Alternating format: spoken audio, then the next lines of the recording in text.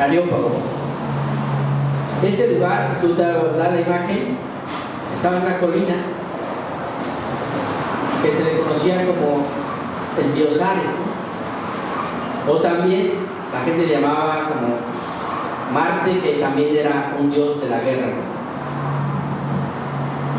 Era un lugar, si quieres llamarlo así, como si fuera un templo del conocimiento, de las ideologías, de las dioses.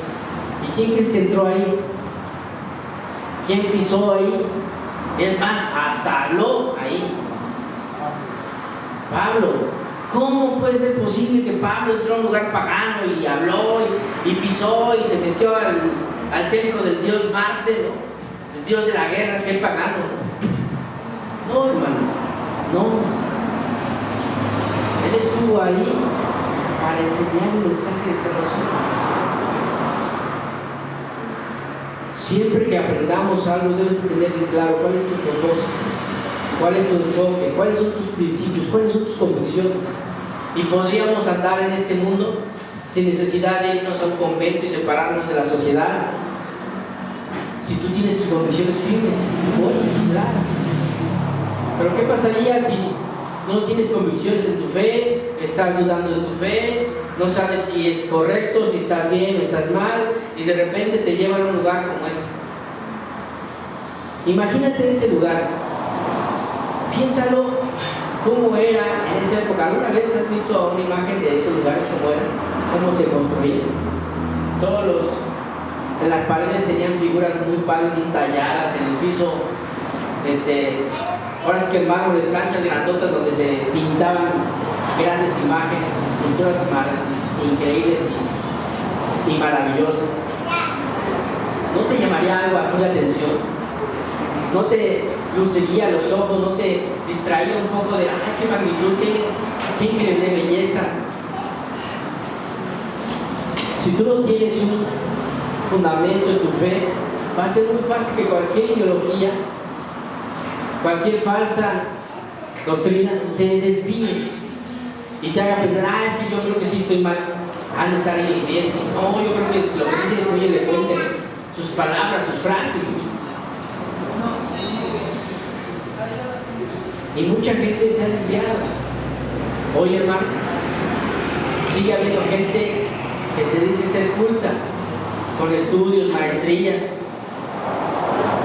y cuando hablan de estas cosas las defienden y dicen, no, es que esas ideologías, esas frases filosóficas son impresionantes, y les dan peso y valor, cuando aún, si tú estudiaras la historia de los griegos, no hay ni muchos libros que respalden esas historias, y si acaso existe uno o dos libros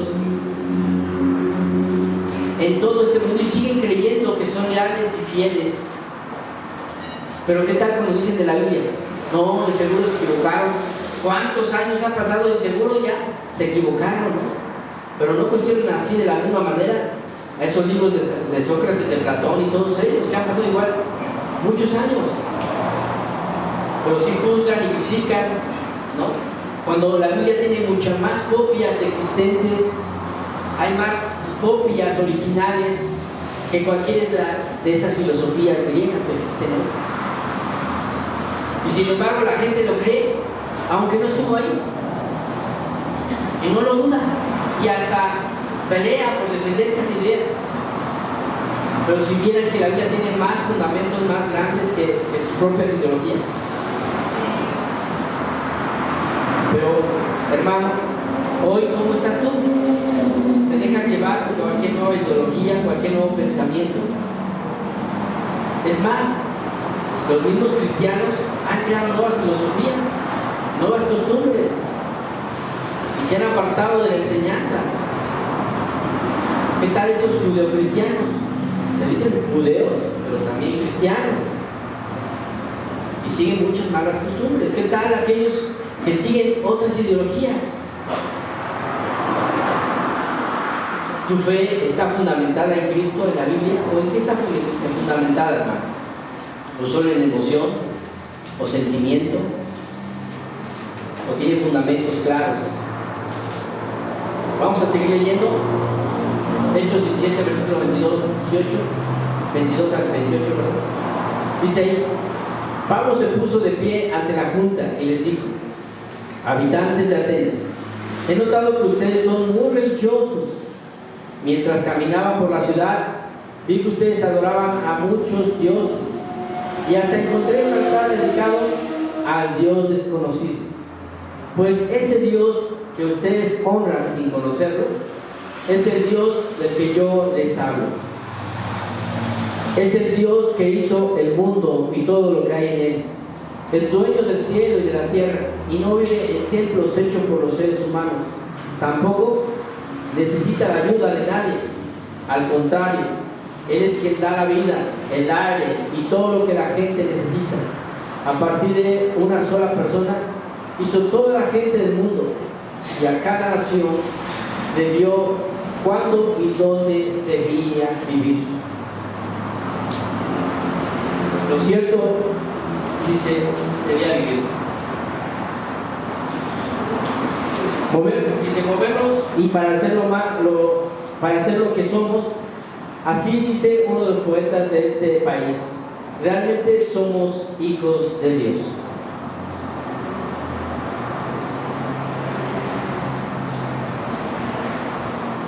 Si te das cuenta, hermano, Pablo tuvo que conocer su cultura para saber de qué hablar, ¿verdad? Y ellos, como creían en muchos dioses, dice: a ese Dios desconocido que ustedes tienen ahí y que lo adoran, porque eran tantas ideologías que por si me faltaba algún Dios, pues ponemos aquel Dios que no conocemos, también ahí está su estatua para Dios. Tenían dioses de todo, ¿verdad?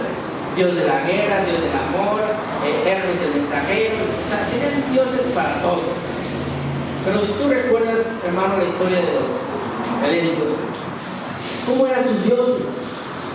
Eran tan volátiles como los seres humanos, ¿verdad? Es más, su dios Zeus, ¿cuántos hijos tuvo con mujeres que no eran sus esposas? Es más, se metía a la cama de mujeres casadas. Y aún así, para ellos era un dios tan imperfecto. Y todas esas ideologías griegas que tenían, por eso Pablo, cada palabra que dice aquí, hermano, tenía mucho sentido. Ellos creían en los dioses del aire, en los dioses de la tierra, en dioses del fuego. Por eso Pablo dice: Él creó todo. Y hasta todo lo que tú pensaste que cada Dios va creando cada cosa, no. Este Dios ha creado todo. Todo viene de Él. Sin nada ha existido, sin Él nada existe. Dice: tampoco necesita la ayuda de nadie. ¿Por qué es que haya hecho eso? Porque sus dioses necesitaban de sus alabanzas, de alabarlo, de llamarlo para que ellos respondieran. Y le rezaban y todo eso. Dios no necesita de nadie. ¿Tú crees, hermano, que Dios necesita de ti? ¿Tú crees que Dios necesita de mí, hermano? ¿Tú crees que si no le oras a Dios, Dios va a ser más débil y menos poderoso? No, hermano. La gente piensa, y mucha ideología hasta el día de hoy sigue creyendo que buscamos a Dios porque Dios nos necesita. El hombre ha creado al Dios a su propia imagen. Así dice la gente. A esos que van a la iglesia es porque no tienen fuerza de voluntad, porque no saben de qué vivir, necesitan algo en qué creer. Y hasta el día de hoy se siguen pensando así. La gente piensa en esto. Esos religiosos, esos aleluya. Hermano, necesitamos entender que Pablo, cada palabra que él estaba expresando en ese instante era parte de sus ideologías y les estaba enseñando que Dios no necesitaba. Dios no era como esos dioses que ellos tenían, imperfectos, que necesitaban de los seres humanos para ser dioses, que necesitaban alabarlos para que fueran más poderosos, que necesitaban de sus oraciones y sus rezos para poder glorificarlos. Dios no necesitaba nada de eso. Y dice, versículo 26, a partir de una sola persona hizo a toda la gente del mundo y a cada nación le dijo cuándo y dónde debían vivir. ¿Qué persona crees se refería Pablo? A Jesús. ¿Quién aclara también esto? Juan. Dice, el verbo existía desde el principio, ¿no? Estaba con Dios y era Dios, ¿verdad? Sin Él nada existe. Y por eso dice ahí, en otros tiempos los pasaba por alto su ignorancia, en otros tiempos podía tolerar su ignorancia, pero en estos tiempos ya no. Hermano, hoy, en estos días, en estos tiempos, ya no debemos de seguir como niños de pecho.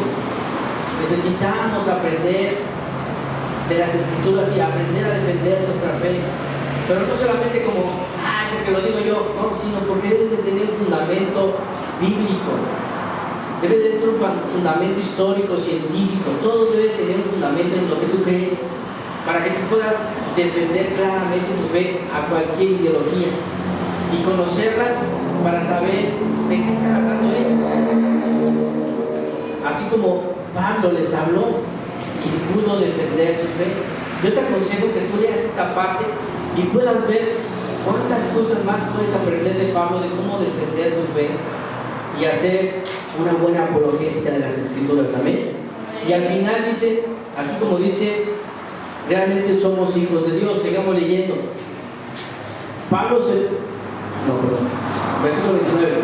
Así que si somos hijos de Dios, no es posible que Él sea como una de esas estatuas de oro, o de plata, o de piedra. No hay quien pueda imaginarse cómo es Dios y hacer una estatua o pintura de Él. Durante mucho tiempo, Dios perdonó a los que hacían todo esto, porque no sabían lo que hacían.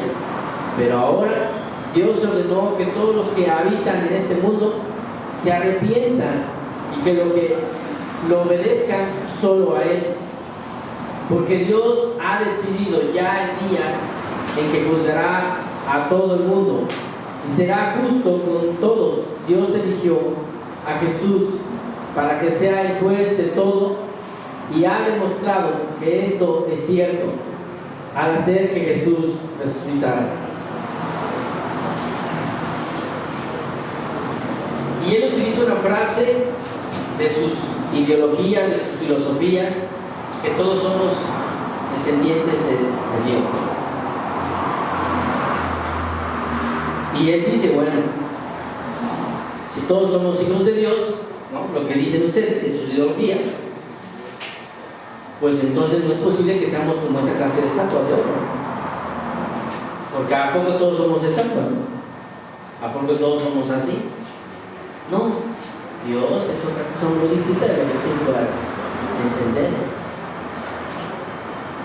Dice que no está construida de oro, de plata o de piedra, ¿no? Y ni el hombre puede imaginarse, ¿no?, y poder hacer una pintura de él. Hoy la gente necesita una imagen para sentirse cerca de Dios, ¿verdad? Hoy la gente necesita una imagen para sentirse cerca de Dios. Es más, hay gente que se dice llamada cristiana que necesita ir a la iglesia para sentirse cerca de Dios. No. ¿Qué nos han enseñado las Escrituras, hermano? Dios está en todas partes. Y si tú, en ti habita el Espíritu Santo, ¿dónde habita Dios? En ti. Y entonces, si Dios habita en ti, tú eres un hijo de Dios. Si tú eres un hijo de Dios y Dios habita en ti, Dios está contigo todo el tiempo. Entonces Jesús cumple su palabra cuando dice: yo estaré con ustedes todos los días hasta el fin del mundo. Entonces, si tú entiendes y alcanzas a comprender la magnitud de lo que significa esta palabra, ¿tú estarías ofendiendo a Dios con tus actos? ¿Tendrías una doble vida? ¿Tú aparentarías ser un buen cristiano cuando en realidad no lo eres? ¿A quién debemos agradar, hermano? A Dios, no a los hombres. ¿A quién le vamos a rendir cuentas? A Dios. Por eso dice aquí, Dios perdonó durante mucho tiempo lo que hacían, su ignorancia. Pero ahora Dios ordena que todos los habitantes de este mundo se arrepientan. Hermano, si no nos arrepentimos si no nos arrepentimos de nuestras malas decisiones, si no nos arrepentimos de la forma que vivimos, si no nos arrepentimos de vivir en apariencia, en hipocresía, nuestra vida nunca va a cambiar. Dios no va a poder trabajar en nuestras vidas si no hay un arrepentimiento claro, ¿verdad? ¿Quieres que tu vida sea transformada, hermano? Arrepiéntete, vuélvete a Dios y pon tu vida en sus manos. Y dice Jesús: yo te enseñaré a ser un hombre humilde y manso como yo. ¿Quién hace nacer en nosotros los buenos deseos? Dios. No es algo que nosotros nos nazca. Lo que nos nace es lo malo. Lo que nos nace, tendemos a hacer lo incorrecto. Y Dios, sabiendo esto, nos dice: arrepiéntete.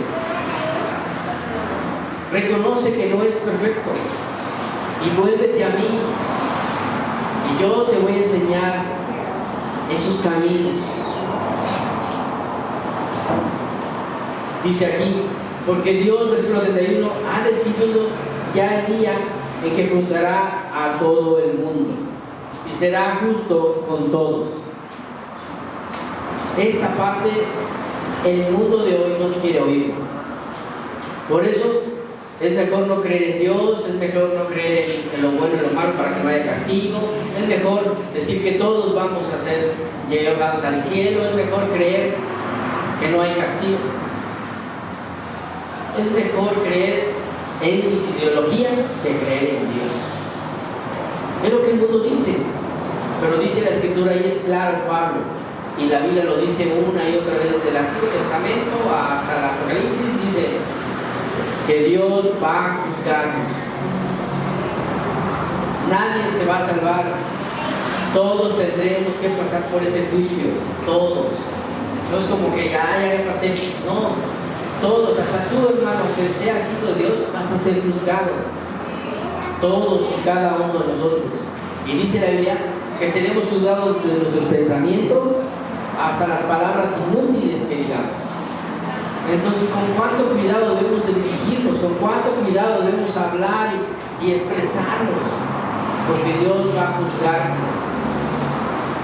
Por eso, hermano, al final Pablo les dice: Dios eligió a Jesús para que sea el juez de todo. ¿Quién te va a juzgar, hermano? Jesús. ¿Por qué Jesús? Porque Él ya vino a morir por ti. Él ya pagó tus pecados. Y Él te va a preguntar: ¿qué hiciste con esto que yo te di? ¿Qué has hecho con el sacrificio que hice por ti? ¿Cómo has respondido a ese sacrificio? ¿Tu vida ha valido la pena o has desperdiciado lo que yo te regalé? Dice: y ha demostrado que esto es cierto al hacer que Jesús resucitara. Pero si en algún momento te quede duda de que Jesús no va a ser el Señor y no va a ser quien te va a juzgar, para eso lo resucitó, porque vieras que Él es un Dios poderoso y que Él dice va a venir y va a traernos y nos va a llevar, y todos vamos a ser juzgados, cada uno de nosotros, hermanos. Entonces, ¿con cuánto temor reverente a Dios debemos vivir? Por eso, hermano, no debemos de ser hipócritas, no debemos de aparentar. Si algo está mal, reconócelo, arrepiéntete y vuélvete a Dios. Y Dios, que es bueno, va a transformar tu vida. Porque el único que se está engañando es a ti mismo. Nadie más engañas que a ti mismo. Porque nadie puede engañar a Dios, dice la Biblia. Nadie se puede esconder de su poder. Entonces, hermano,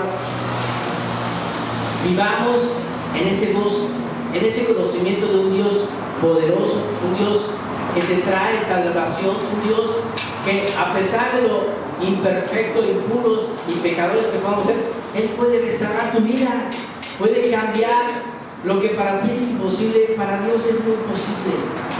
Si alguna vez pensaste: es que mi mamá, es que mi hermano, es que mi hija, es que mi primo, es que no van a cambiar, hermano, Dios tiene el poder para cambiar. Pero necesita ver hombres y mujeres de fe para que pueda ver sus milagros.